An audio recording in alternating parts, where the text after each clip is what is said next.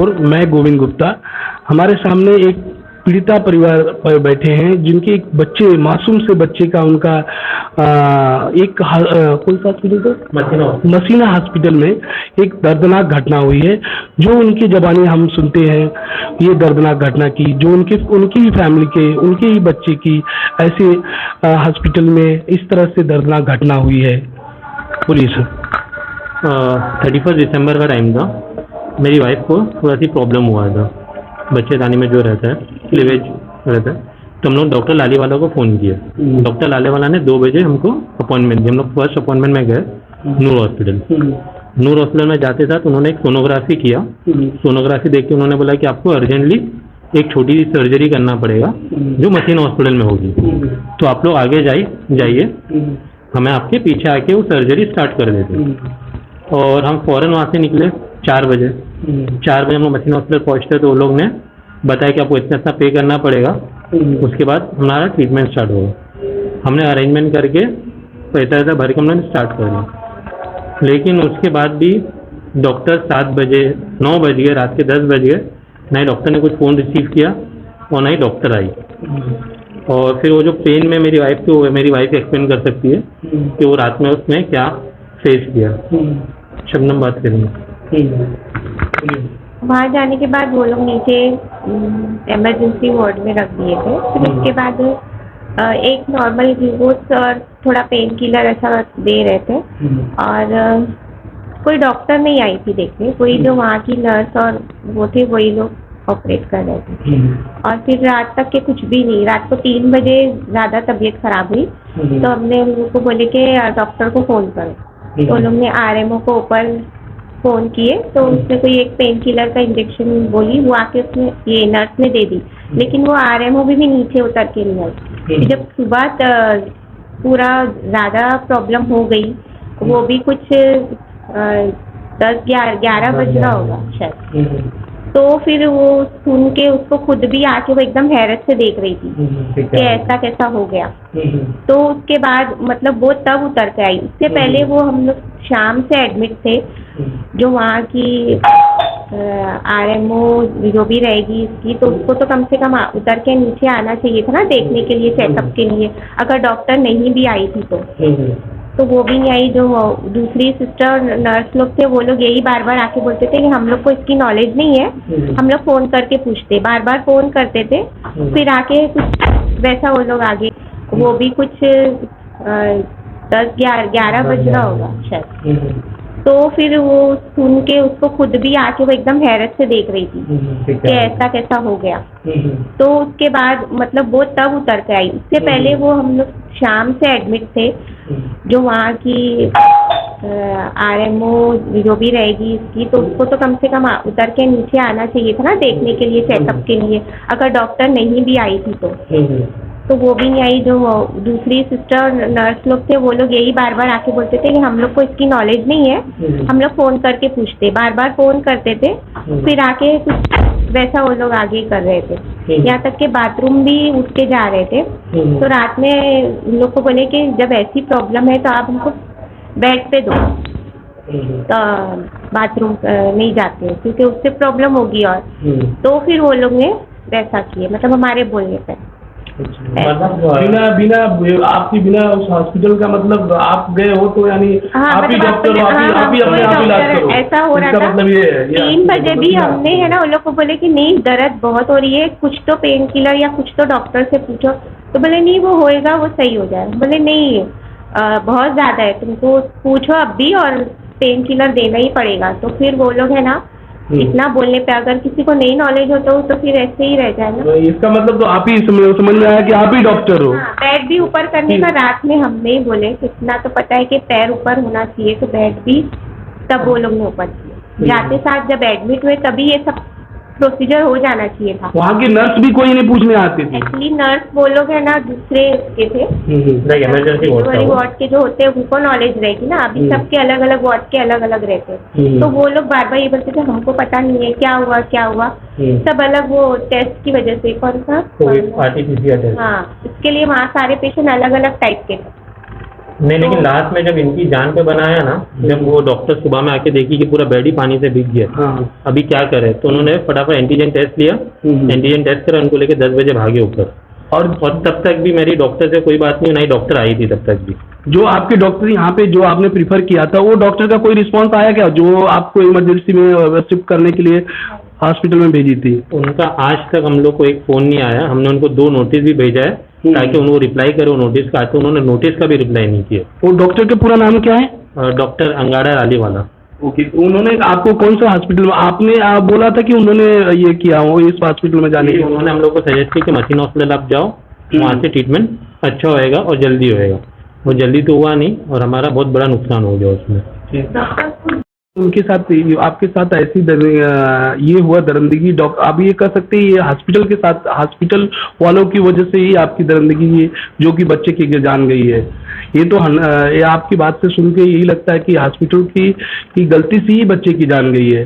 तो मैं इससे आपको जो सदमा पहुंचा है वो खुद आपको हमको दिख रहा है, तो आप क्या देना चाहे वो हॉस्पिटल के लिए के ऊपर से क्या उचित से उचित कार्रवाई की मांग करना चाहते हैं आप?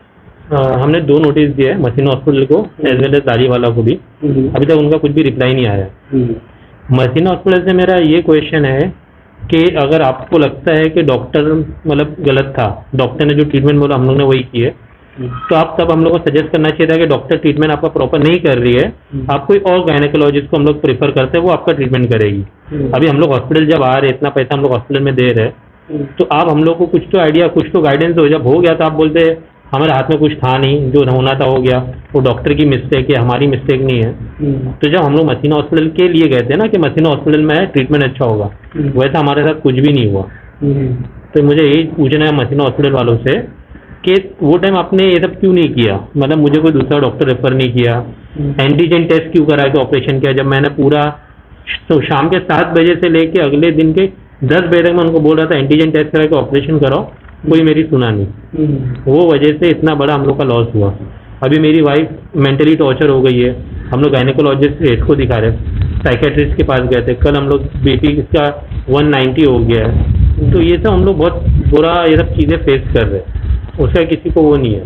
नहीं, आप मैडम जो मैडम के चेहरे पे दिख रहा है, तो मैडम आप जो इस तरह के सदमे हॉस्पिटल के ऊपर क्या आप चाहते हो उचित से उचित कार्रवाई हो जिससे आपको मन को शांति मिले? मतलब ऐसा है कि बराबर से अगर कोई ट्रीटमेंट के लिए जाता है तो कुछ आस उम्मीद से जाता है ना इलाज के लिए, तो वो प्रॉपर होना चाहिए।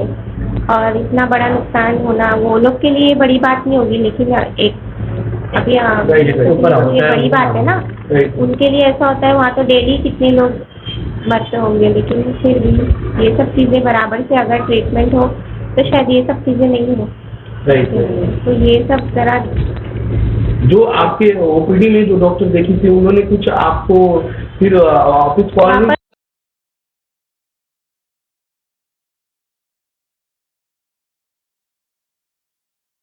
रात में सुबह के 9 बजे तक भी कुछ नहीं, वो भी उतर के नीचे नहीं आई, वो तो वही बिल्डिंग में थी। अच्छा, वो डॉक्टर उसी बिल्डिंग में रहती है? वही 3rd फ्लोर पे नहीं, ये जो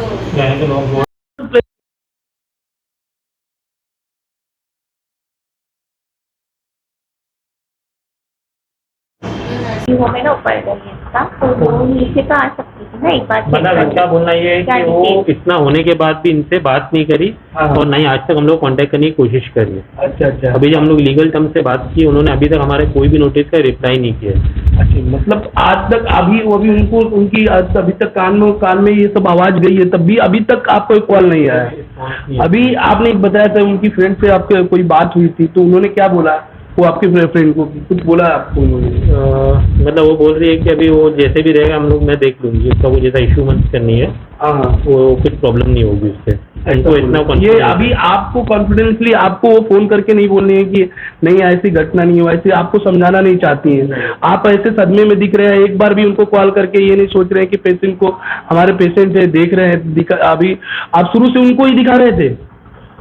हाँ, शुरू से हम उनको ही दिखा रहे थे। हाँ, 2 बार ही गए थे, 2 बार ही गए थे। 2 बार ही गए। प्रेगनेंसी में बहुत अच्छा हेल्दी बच्चा था। 5वें महीने के हिसाब से एक बार गए थे, फिर रेगुलर चेकअप सब चालू था, रिपोर्ट टेस्ट सारा सब बराबर से था, कोई भी चीज में लापरवाही नहीं थी बच्चे हम में वो लोग की नहीं तरफ। था। आपका बच्चे का पूरा टेस्ट रिपोर्ट है ना, पूरा एवरीथिंग, ईच एंड एवरीथिंग?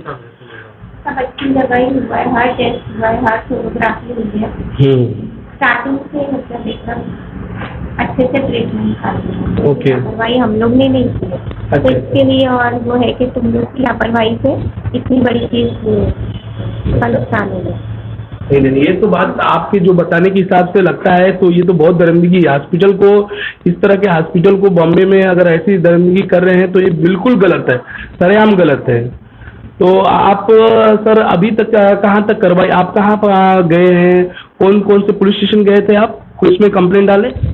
हम सबसे पहले गए थे, एक मतलब वकील से उन्होंने नोटिस करवाया सेकेंड डे जिस दिन ये हादसा हुआ। 15 दिन का नोटिस का पीरियड था, उन्होंने कोई रिप्लाई नहीं दिया। फिर सेकंड नोटिस वापस हमने डाला जो 7 दिन का नोटिस पीरियड था, अभी तक भी उनका रिप्लाई कुछ आया नहीं। अभी हमने MMC मतलब महाराष्ट्र मेडिकल काउंसिल में भी सब पेपर सबमिट किया, उनकी कंप्लेन वहाँ पे भी की है, और हम बहुत जल्द पुलिस कंप्लेन भी FIR रजिस्टर कर लेंगे।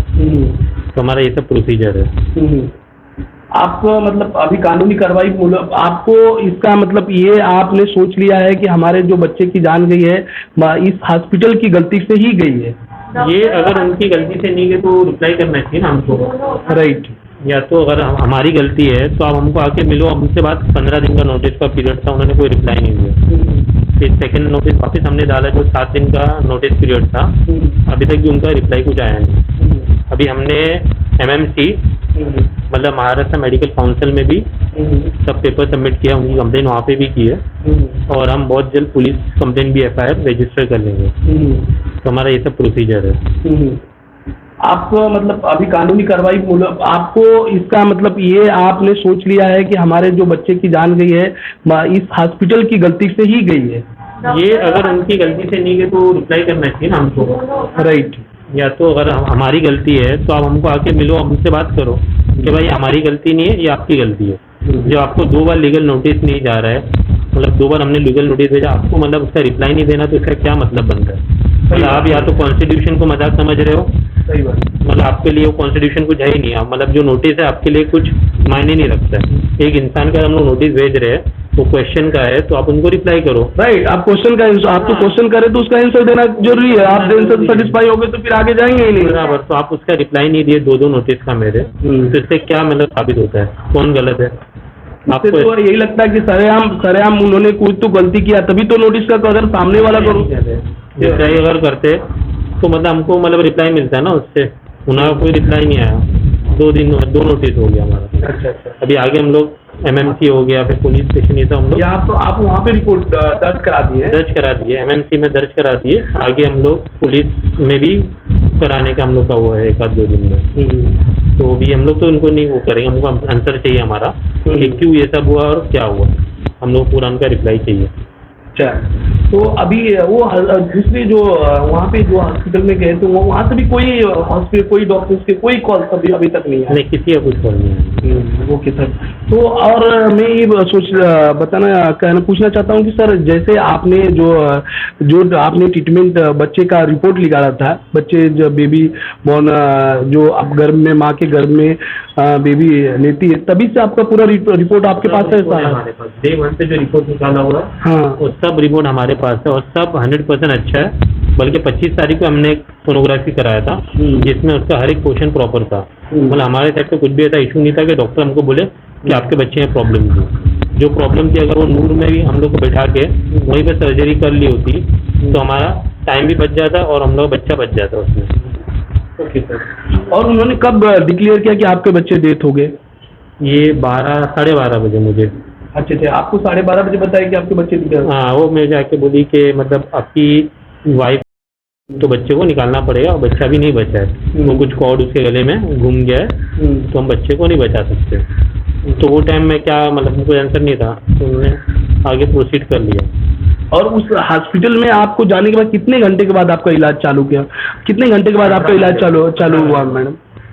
पूरा नेक्स्ट डे के बाद आपको पूरा मतलब एक दिन इमरजेंसी में भेजे थे और नेक्स्ट डे के बाद इलाज कर रहे हैं? 18 घंटा। हाँ, 18 नॉर्मल खाली ग्लूकोज लगा था, पेन किलर दे रहे थे, तो वो सब तो घर में भी हो सकता था ना, अगर ऐसा 5 बजे रहता admit तो। किए। एडमिट करना मीन्स फौरन के फौरन इमरजेंसी था तो उसका प्रोसीजर चालू कर देना था। सही बात। और बहुत रात भी नहीं हुई थी, 4 बजे, जब 2 बजे हम लोग उसको दिखाने गए, 4 बजे उसने रिपोर्ट देख ली, तो शाम में भी कर सकते थे।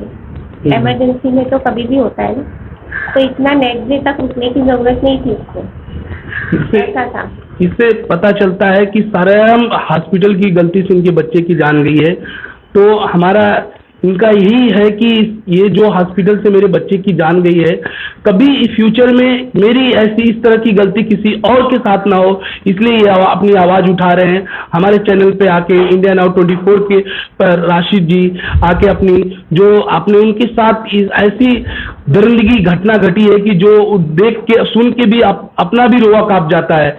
ये आप सुन रहे थे राशिद सर के, उनके बच्चे की जान गंवाने के बाद उनकी जवानी। Thank you.